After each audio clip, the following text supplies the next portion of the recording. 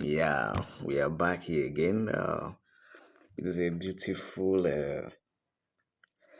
Friday afternoon. The time is already just about 11 minutes to 1, so the day is already fast spent. All right, so today um, I want us to look at an important subject.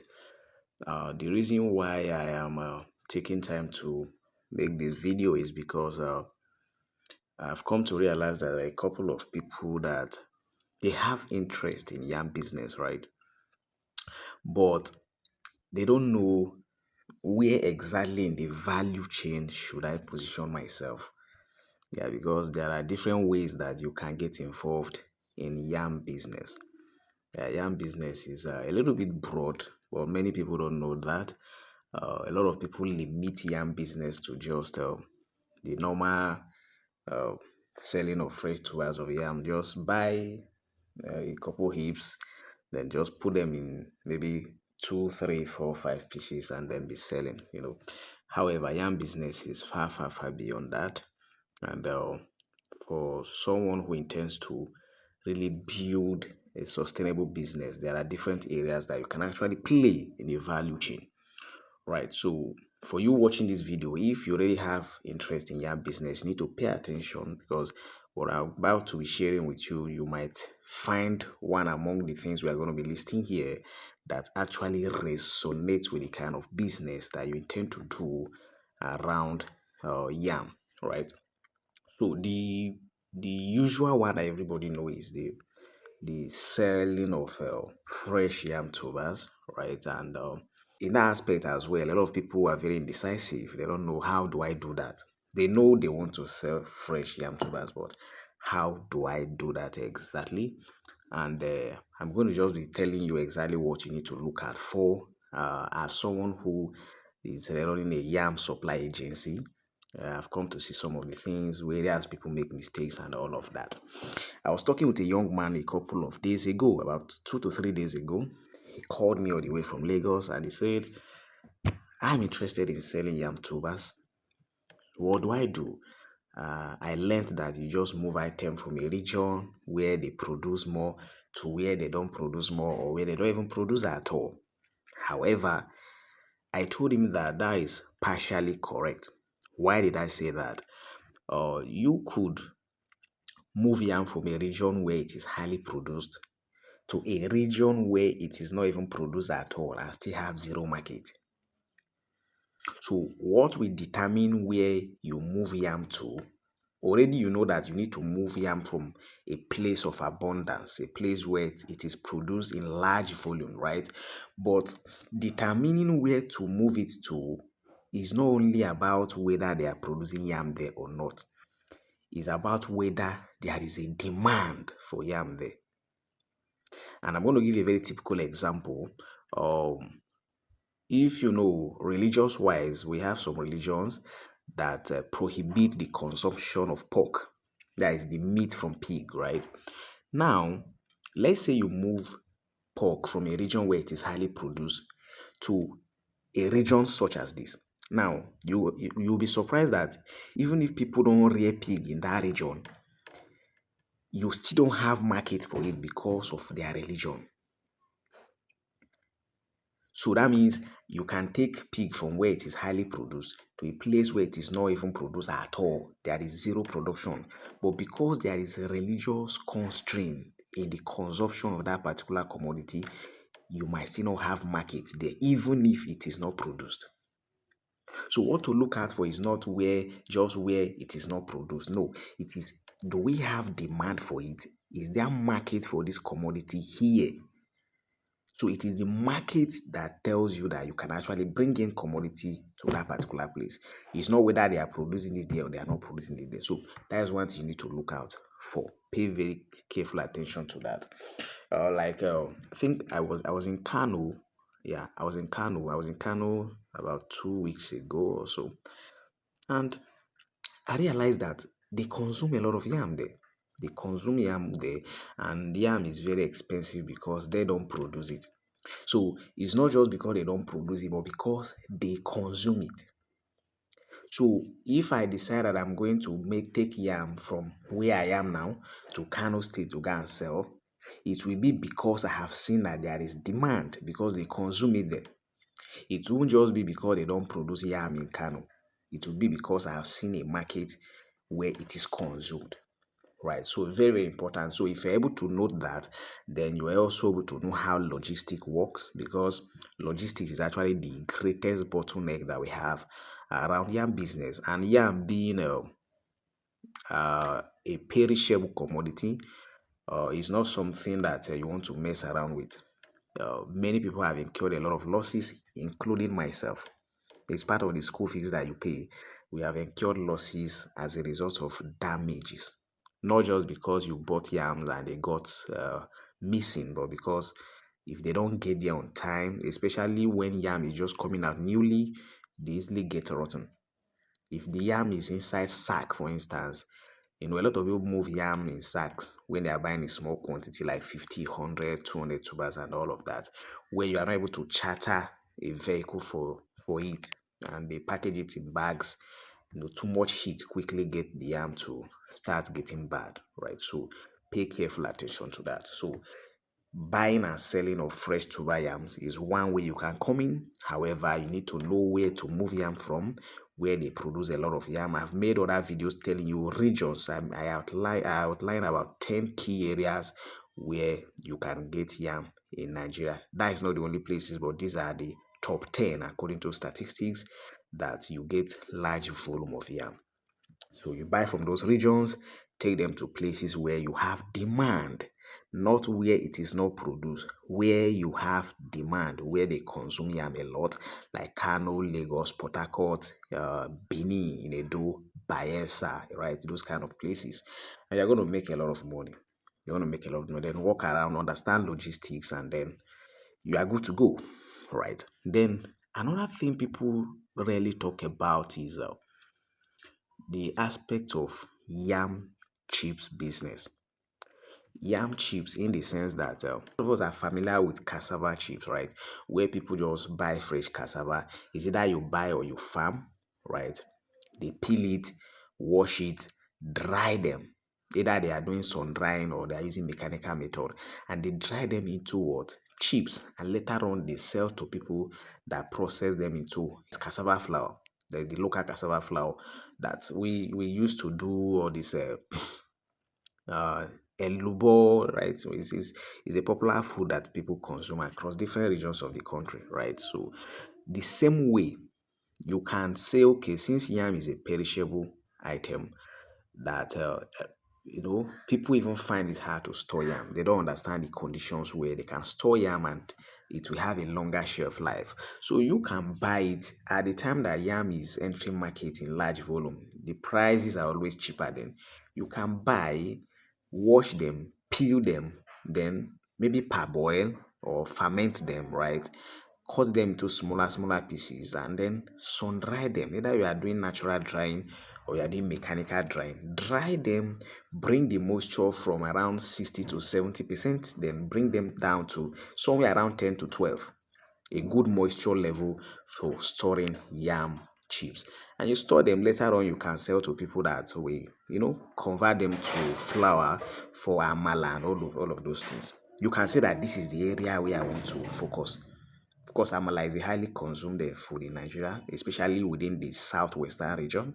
So you can specialize in buying your yam, fresh yam, wash them, peel them, slice them into smaller units, parboil or ferment, then dry them and store. Dry them and store. You can make it that your own business. This is where I specialize. Just the way people do for cassava, you can do that for yam. Right. So that is one other area that you can actually come into yam business. Then we are looking at starch. You now in this area now you are going into value addition. You can yam contains starch, and you can go into yam starch production. It's another area that you can come in. Of course, those kind of businesses will require some intense capital. So if you have the capital uh, wherewithal for that, you can actually go into that.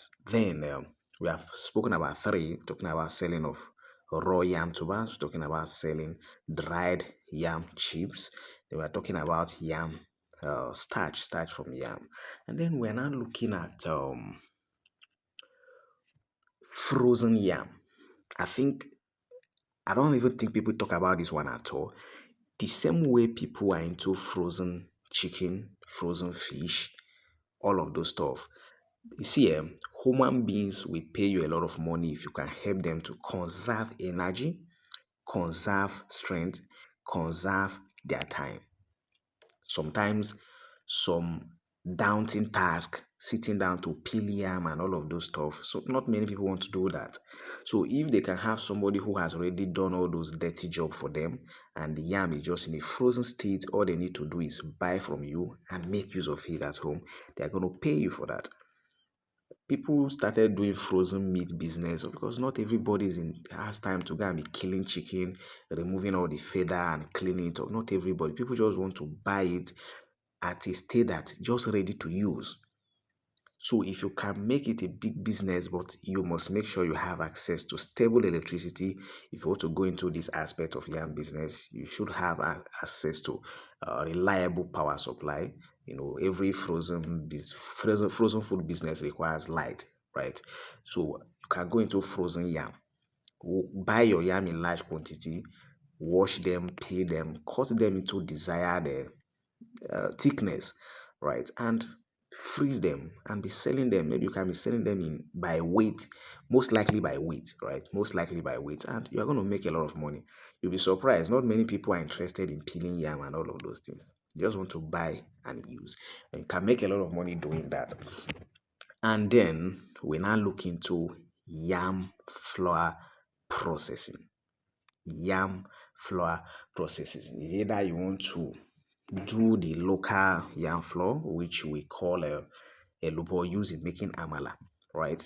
Or you can produce a normal yam pounder, instant yam pounder, which that one is a very high level of a yam processing because it involves a lot of industrial processes. But the one that you don't even need too many processes, too many things involved is the normal local yam flour, the elubo, the one used in making amala.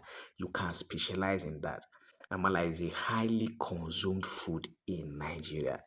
Both average homes, wealthy people, especially from the southwestern region of the country, they consume amala a lot. So you have large market for it.